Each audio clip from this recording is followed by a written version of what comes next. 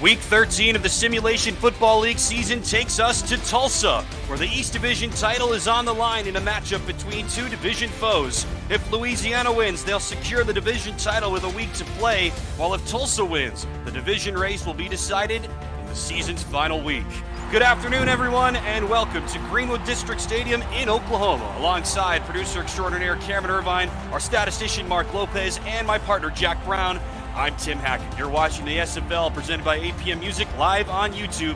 Happy to have you with us. Second matchup between these two teams this year, Jack, and as always, there's a lot at stake this time of year. Oh, there is, Tim. These two teams both playing for a lot on the line. Louisiana, as you said, playing for a division title today. Meanwhile, for Tulsa, not only could they be playing for a division title next week with a win here, but they're also looking to keep their head above water in the current, cluster that is just that playoff line. 6-5, 5-6. It's all over the place, and we are going to be getting a lot to unpack here today. So much at stake here in Week 13. Only one more week to go after today. As we said, stakes are clear for Louisiana. If the Revs win on the road, the division title is theirs here in Season 18. If Tulsa wins, the division title will be decided next week. Tulsa might need to win out just to get in the playoffs. Louisiana is already into the postseason by virtue of some results that occurred yesterday. Tulsa wearing some alternates, green tops and gold numbers, white bottoms. Louisiana with the white tops on the road. The Revs will get the ball to start. They're 7-3. Tulsa is 5-5. The Desperados won the matchup earlier this year in Week 3, eyeing a season sweep. We're underway in Week 13 of Season 18 of the Simulation Football League. This is Adam Banks, one of the newest members of the Louisiana Revolution offense. He will take things out to the 20, and that is where the Revs will start. Well, it was the league, Jack, had been talking about a revolution for about half the season in the middle of this campaign. Louisiana started 1-2, and in Week 3, they lost to this Tulsa Desperado team, but that kick-started a stretch of 6 straight wins for Louisiana, a stretch that came to an end last week in a hard-fought 31-28 loss at Jacksonville, but Louisiana still very much in contention for a top 4 spot in the postseason. Tommy Utah will throw. First play of the game is caught at the top of the screen by Chase Earl, who's having a quiet year this year, but he picks up 6 on the first play.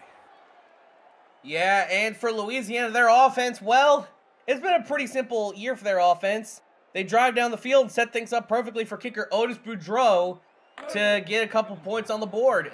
You know, you were talking about this prior to the game as you were adding things up frantically. He has scored as many points on his own as this Louisiana offense has all throughout the season. We will take a deeper dive into that as we go along here this afternoon, but this season definitely has been all about Otis. First carry of the day for Colin Hart, the prized offseason acquisition for Louisiana.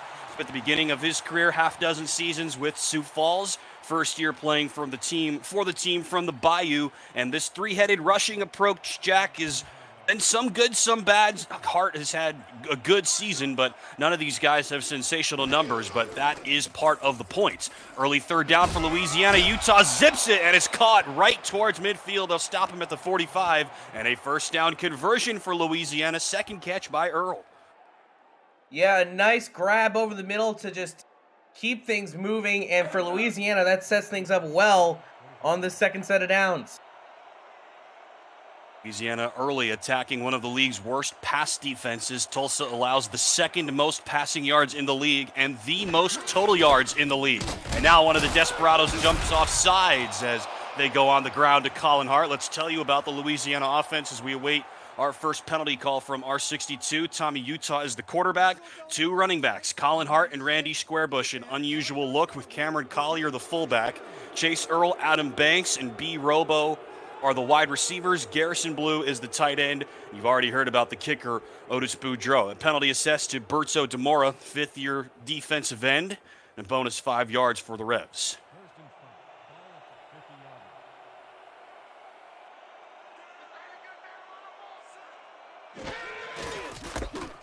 Accept the penalty and take